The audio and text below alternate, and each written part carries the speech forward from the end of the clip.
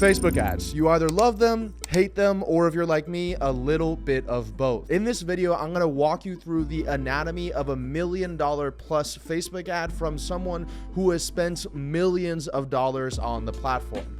If you're new to the channel, my name is Ravi Abuvala, founder of Scaling with Systems, where we build profitable client acquisition systems for our clients. And one of the many ways that we do that is through Facebook ads. So I'm gonna break this down into a few parts. First, I'm gonna talk about when it's right to use Facebook ads. The second thing that I'm gonna talk about is where Facebook ads should be used in relation to your funnel, your business, and your offer. The third thing I'm gonna talk about is how to actually create a Facebook ad, meaning what is the anatomy of a Facebook ad, what's the headline, what should the image be, and I'm gonna actually break down a few of my clients' ads that we've helped create along with a sales funnel that I know are working and profitable, meaning my clients are putting $1 in and getting $3, $4, $5, $6 back in a few days. And finally, I'm gonna be talking about troubleshooting Facebook ads and how to read feedback from Facebook ads to understand if you should increase ad spend or if you should cut it and try a new one. So the first question we have to ask ourselves is, when should we be using Facebook ads? And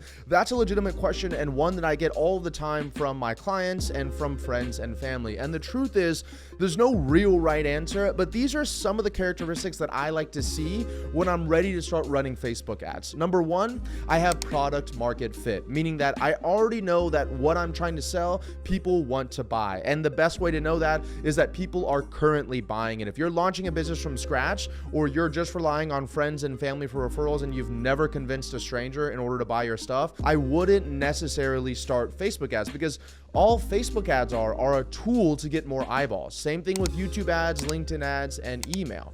And if you were just gonna get more eyeballs to something that you don't know is gonna convert those eyeballs, then you're essentially throwing away money. So the first thing we wanna do is make sure we have product market fit. The second great sign that it's time to start running Facebook ads is that you have an efficient sales process. Now, efficient sales process doesn't have to mean that you have multiple sales funnels and you have all this technology and you got multiple sales reps and a sales team leader. It just means that you are using some kind of method to take strangers and turn them into paying customers. For a lot of my clients, it's somehow they're getting people on the phone with them, then they're going through a rough script in order to close them into their services, whether it's coaching, consulting, an advertising agency, a SaaS company, something around those lines. But they have done this before. So it's not like all of a sudden if they get somebody to walk in the door and they say, hey, I'm interested in their services, a client or you would just freeze up and be like, oh, I don't know how to sell. If you don't know how to sell, then having Facebook ads bring you more people to sell is obviously not going to be worthy of your dollars or worthy of your time. The third great signal to know that it's time to start running Facebook ads is when you know who your client avatar is. You don't have to go create all these long in-depth worksheets and hire a consultant for $50,000 to figure out who your client avatar is, but you have a rough idea, because the only way you can use Facebook ads is if you know the targeting to get after your customer. So for example, what are the books they read? What are the influencers that they pay attention to? What are the seminars that they go to? What are their job titles? With platforms like LinkedIn and other ones, you can even go into what kind of companies they work at, how many employees do they have. If you can understand their interests and their basic demographics, it makes it a lot easier to not only target them, but then when we talk about here in a moment, actually craft the ads that will speak to that audience. And the fourth and final buying signal for Facebook ads is going to be a budget. Now, that's the question I get the most, Ravi, how much money should I have when I start running Facebook ads? And the truth is, you don't really need to have a budget, because if you run Facebook ads correctly, or if you're like a lot of my clients, when we actually help them run the Facebook ads, you'll be profitable when we launch the Facebook ads, meaning that within the first 7 to 14 days, we're putting $1 in and we're getting out $3, $4, $5, $6, $7. So a lot of my clients right now are spending $5, $8, even $10,000 a day because they're getting back $15, $25, or $50,000 every 5 to 6 days. So you should typically have a budget of around $1,000 to $3,000 in order to test your advertising platform. But then once you have that down, you should be profitable with it. And to give you a better idea, what I typically look at is about 30 to 50% of what your product or service cost is,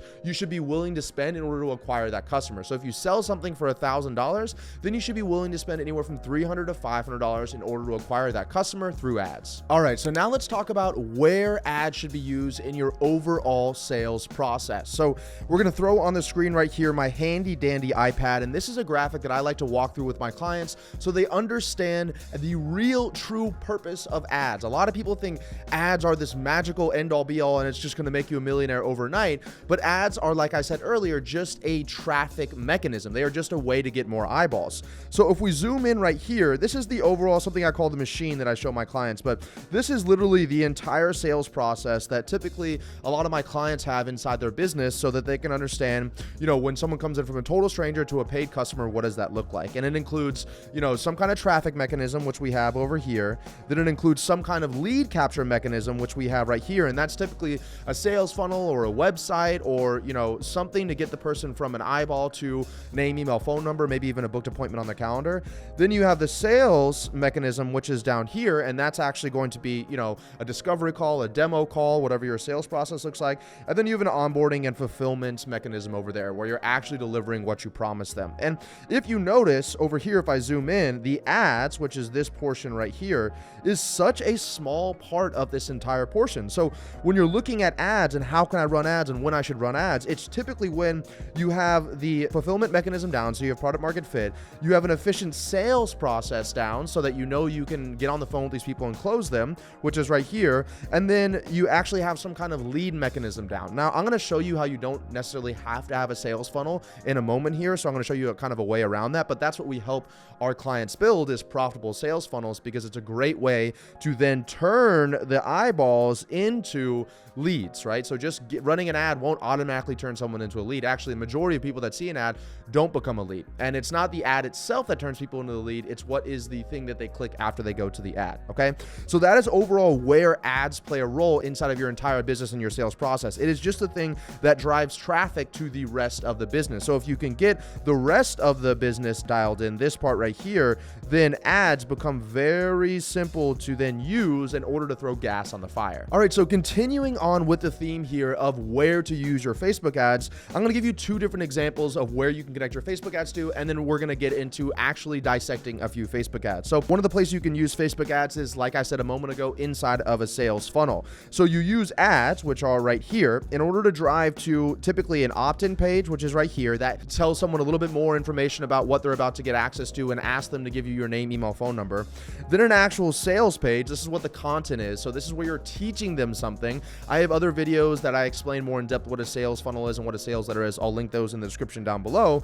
And then once they look at that sales page, if you wrote the sales page correctly, if you had the right content on there, the right persuasive copy, the right video, then by the time they're done with that sales page, they should go, wow, I really want to potentially learn a little bit more about what this person is offering. And I'm not going to get into the anatomy of a sales funnel, but the idea is that you teach them something new and unique and useful. And then by the end of the teaching, you say, great, you can go out and do this by yourself, option one, or option two, you can come work with me, right? So then they're like, oh, I want to come work with you. So then they apply, and then they actually go to the thank you page after they apply to book a call, and then they hop on the call, and then they become a new client. And here are a few numbers. I won't get into these numbers on this video here, but your click-through rate of your ad, meaning people that see your ad that go to the opt-in page, could be 1 to 3% and $1 to $6 cost per click. So what you want to do is make sure that your economics of your ads and of your offer makes sense. So if it costs you $1 in order to get someone to the sales funnel, but you know that you make $4 every single time someone lands in the sales funnel, then you have a 4 times return on your investment, right? Which is really, really incredible.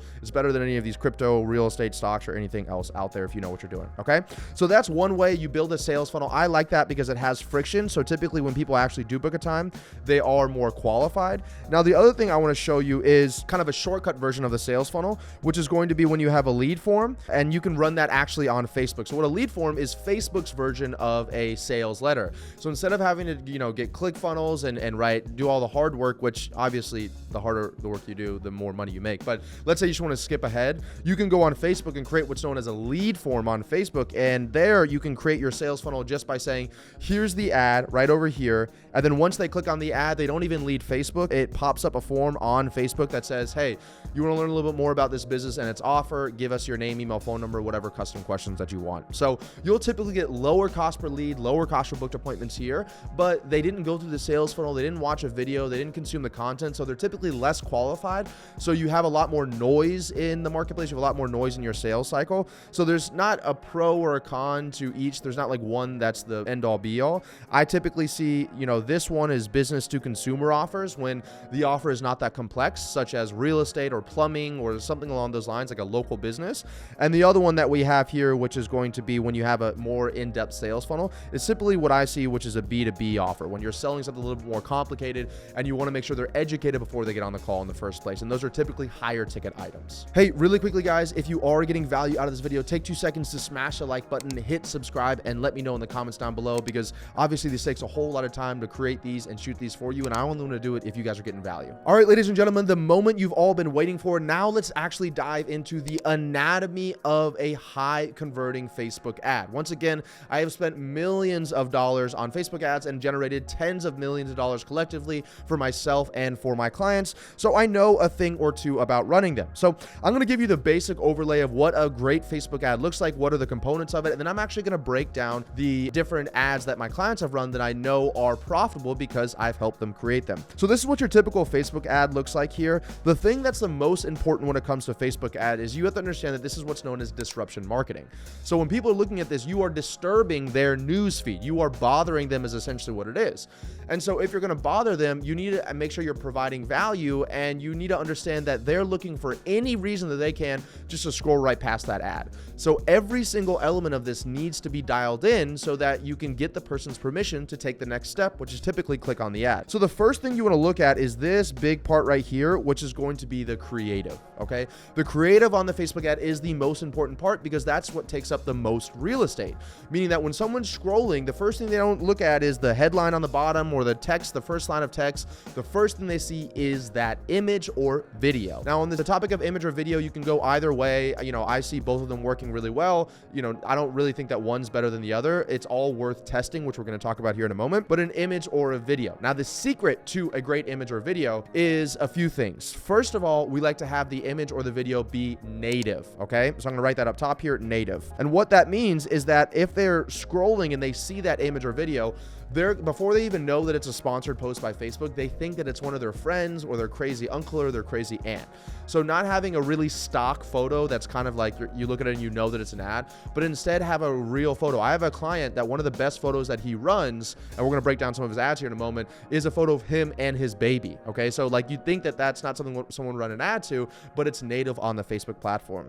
The second thing that we actually care about is authority. So there's something called hard flexing and soft flexing. Hard flexing would be, for example, if I shot an ad, and you see a lot of these, you know, gurus on YouTube and Facebook, and I had like bottles of Dom Perignon and I had Lamborghinis behind me and like, you know, kind of like a Rick Ross or Drake music video. No offense. I know Rick Ross and Drake, you guys watch my YouTube videos, but no offense to you guys. But the point being, like, you're giving authority. People are like, wow, that guy's awesome because he has Lambos and a mansion and women all following him. So that is establishing credibility, authority. If you don't want to be so cheesy, you can kind of have soft flexes. So for example, the video you're watching right now, this is somewhat of a soft flex. Number one, I have a Rolex on my wrist. Number two, I have, you know, a nicer camera set up. I have a sign with my name behind me. So it doesn't look like I'm running this in my basement and I don't really know what I'm talking about here. Other examples of soft flexes could be a testimonial of you and your clients. That could be on there. Or it could be, let's say, for example, one of my best performing ads previously was a photo of me and Ty Lopez. Anybody in the internet world understands that. So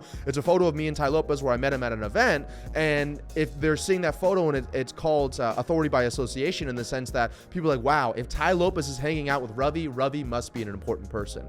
So you think of how you can add authority to your photo, because they want to be able to believe whatever the ad says so that they're more likely to actually click on it to go to your sales page. And the third and final aspect about the creative is we want it to be what's known as scroll stopping. So what I mean by scroll stopping, it doesn't mean that you have to be like jumping up and down and going, hey, hey, hey, and give this person an epileptic seizure, but it does mean that you don't want to just have a boring black and white photo that doesn't really capture people's attention. So doing something kind of cool, like, you know, flying a plane, which is what our ads look like, or it could be, you know, me holding up something that I know these people know, such as the 4-Hour Workweek book or a ClickFunnels award. I know that those people know what it is, so they're going to stop and read it. So the scroll stopping doesn't have to mean that it's just like a loud and obnoxious thing. It just needs to be something that speaks to that person's character. So for example, if I was shooting an ad for a real estate agent like I used to do before, one of the photos that I used to have is a photo of all of my clients and myself standing in front of my client's office with a for sale sign in my hands. And so that showed that, number one, it looked like a native photo because real estate agents have photos like that all the time. Number two, it actually showed that I had an authority because it was me with a bunch of real estate agents behind me and their office. And number three, we held a for sale sign in our hands. So that way the real estate agents would know know, okay, I know what a for sale sign is. That's my business. I've taken 1 million of those photos. So not anything complex, not anything crazy, but it hits those 3 points that we were talking about earlier. All right, now the next part about a Facebook ad is going to be the headline. So that's the next thing that people look at. So typically when people look at an ad, they first look at the actual creative, and the second thing they look at is the headline. They're not looking at that first line of text yet. So big image or video, and then immediately their eyes lower a little bit to read what the headline says. And the headline needs to invoke more curiosity to get them to go to the third part that we're going to talk about here, which is the actual lines of copy, the first line of copy here. So the headline needs to be something that, number one, complements the creative, and number two, also invokes more curiosity. So for example, the one that I talked about a moment ago where I had that photo of the real estate agents I had in the background, the headline that I had was called Confessions of a Real Estate Agent. Okay, so, you know, I think there's a movie series, I forgot what it's called, but there was like Confessions of something else, but it captured people's attention because they're like, I'm a real estate agent, and Confessions of a what is this real estate agent, or what is this person about to confess? So the headline played into the image, and then it invoked more curiosity. Another option for the headline could simply be, if you have a really incredible offer, just getting straight to the offer. So an example of a headline could be, we'll generate 100 booked appointments on your calendar guaranteed. So that's invoking curiosity because they're like, how the heck is this person going to generate 100 booked appointments on my calendar guaranteed? So then they're going to read on to the next stage here. So the second part is the headline, and you want it to match the copy, and you want it to give them permission in order to get to the third phase here, which is the actual first line of text. Now, your ad will be made or not made or broken by that first line of text there. If your first line of text is something really boring like, hi people, I hope you're having a great day, ... then they're not going to read the rest of the ad, because typically you have anywhere from 14 to 21 words that you're able to put in before the see more button comes on a Facebook ad. And so what you're going to want to be able to do here is have something that is so interesting that they're going to want to click that see more button, because it's very rare you're going to get your entire sales message out in those first 14 or 21 words. So you're going to want to get something that's either, number one, calls out the audience, the target clientele, enough that they stop and other people don't, so you're not wasting your ads on people that aren't qualified. And number two, it's curiosity driven enough that they're like, I want to learn more. And typically a lot of those have to do with things that like are against what they typically like firmly held beliefs. So for real estate agents, if I was running an ad for them, that first line on the top, I could say something like, the reason why you're not closing more deals has nothing to do with the leads you're generating. Okay, so that is a strong enough first line where it's like, what do you mean? It has everything to do with the leads that I'm generating. That's all I care about is leads. So I use that first line in order to throw something out there that's against their firmly held belief. And so they almost want to read the rest of that message in order to prove me wrong. I won't get into the entire anatomy of like every line after line, because I'm going to break down here in a moment. I do have another video that you guys can click on at the end of this video, which is my copywriting video, where I break down what a great converting email or a great converting ad looks like. But the idea there is that first line is to call out the person and the audience that you're talking to. And the second thing is that you want to invoke enough curiosity that they're willing to keep on reading the actual ad. And the final part before we actually dive into some high converting ads here is that you're going to want the ad to have a call to action. So the biggest mistake that I see people doing in their ads is that their call to action, meaning what they're trying to get the person to do, is to buy their product or service. And that is not what an ad call to action should be. All the ad call to action is getting someone's permission to go to the next stage. And all that next stage is getting someone's permission to go to the next stage. So don't try to sell your product or service on the ad. Nobody wants to buy your product or service. Nobody wants to be marketed to. You want to sell something that they want, and then slowly, one by one, you're educating them and converting them into the sense that they become a buyer for your product or service. So for example, over here, when I'm doing the ad, all I'm trying to do is to sell them to click so that I can give them to my lead mechanism. So typically you're saying, hey, do you want to learn more about how this person did this thing, a case study or a training? So you're just trying to sell the mechanism. And the mechanism is still not trying to sell the offer. The mechanism is typically trying to sell the call, okay? And then finally, it's on the call that you sell your product or your service. So every single step of the way, you're just selling the next step. And if you try to go way too far into it and you try to go like on the ad, you're like, work with us, you have to work with us, we're the best in the industry, we're the only people that know what we're talking about, nobody's going to want to do it because they know they're getting sold to. So remember that all the ad is doing is selling the next step, and then use the next step to sell the next step after that. Okay, so now let's break down some high converting ads, and I'm going to show you some of these things at play that I talked about a little bit earlier here. Okay, so this is going to be Charmaine. She is an incredible person. She's one of my clients. She's actually inside Scaling Initiative, our higher level program, after she joined Scaling with Systems and hit a record month in her business. business just 60 days later. So she was working with me more one-on-one, but when we started running ads with her, she was originally doing TikTok and she was getting most of her business there. And I said, hey, that's awesome, but we're going to actually create something where you can put more money in and get more money out the next day. And now she just hit a record in January. I think it was $40,000 a month or $30,000 a month, something like that. Her biggest month was half that before. And she's actually taking more sales calls and working less creating content because of it. But I want to break down some of the things that she's doing here, right? So number one, what's the first thing that we look at whenever she's doing this is the image. Does that look like a native image of somebody that's on Facebook? There's a photo of a girl eating pho here, and obviously it's native into the platform, so you're more likely to stop and look at the actual image itself. Then the next thing that we look down here is going to be the headline. So she said sign up for free diabetes training. That's not exactly the best headline that I would do. I would do something more along the lines of like something a little more curiosity. So if I was to give Charmaine a little bit of creative feedback here, instead of saying sign up for free diabetes training, I would say something more along the lines of why carbs and diabetes do go together. So that's going to be her premise as we break down the rest of the ad here. But we're giving, now they're like, wait, carbs and diabetes don't go together. They're not supposed to go together. That's a bad idea. You're supposed to not have carbs for diabetes. So once again, we're challenging their firmly held beliefs and showing them that it's not wrong. And in order to prove us wrong, they're going to continue reading the ad. So that's a little feedback I have for Charmaine. And then she kind of gets to these things like I talked about in the first 14 to 21 words. Carbs and diabetes. Most people think they go together like white after Memorial Day, meaning they don't really go together. Also, this is giving, kind of calling out our audience like we talked about earlier by saying carbs and diabetes, right? So anybody that doesn't have diabetes and is not interested in diabetes, they're going to scroll right past this. So you're not wasting your advertising dollars on people that it's not calling out their pain point. So anybody that has diabetes knows the problem with them eating carbs, so they're going to pay attention. And then she kind of gets into a little bit of social proof right here. The funny thing is that as a registered dietitian, I have helped hundreds of people lower their A1C to normal levels while increasing their carb intake.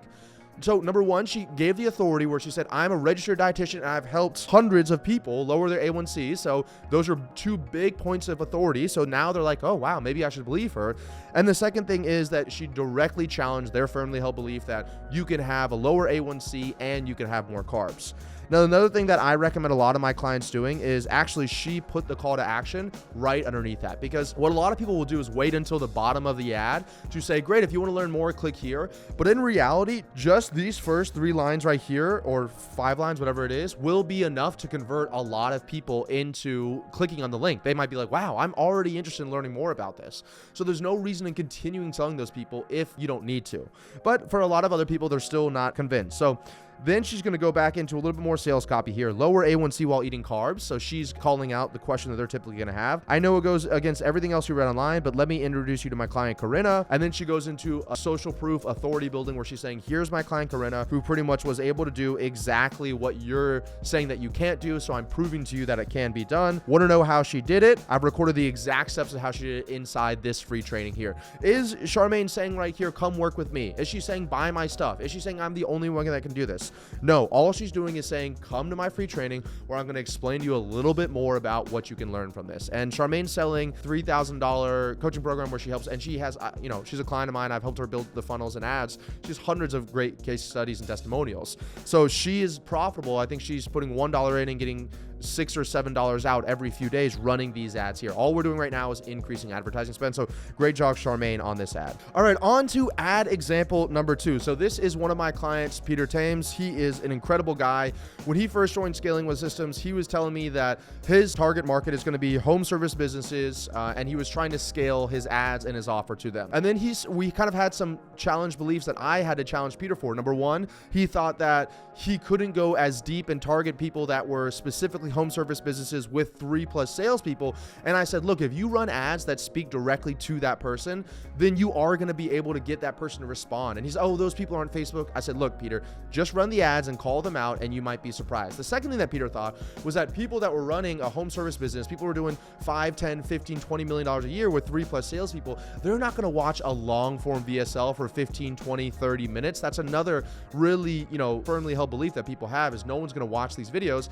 And sure enough, within a week that he launches this, he closes 2 deals that generate him, I don't know, like $10,000 or $15,000 with only a few $100s in advertising spend. And both of them were with multi-million-dollar companies. And they said they watched that video and they were so interested by it. And that's why they bought, right? So just so you guys are watching this right now, you might have some of the same kind of limiting beliefs that Peter has. And I wanted to challenge you there for that. But that being said, let's dive into the actual ad here. So first of all, you have to see that the creative is the first thing that people pop out. That's what they see. Now, Peter put pay for results, 30 plus appointments a month guaranteed. So that's not exactly a native image. Like you wouldn't expect one of your friends to put a photo up like that in your Facebook. But that being said, if you remember what I talked about earlier, if your offer is strong enough, you can make a direct call to offer in that ad right there. So he's not playing any games. He's saying, look, pay for results, 30 appointments a month guaranteed. Okay. So he's pretty much showing that I know this offer is good enough that if anybody sees this ad, they're going to want to work with us. Okay. So that's an example of that right there. I know that he's also running a few other ads that include some kind of video case studies of his current clients, which I think is another great example. And then if we look up here, so he doesn't have a headline underneath this, or I didn't screenshot it here, but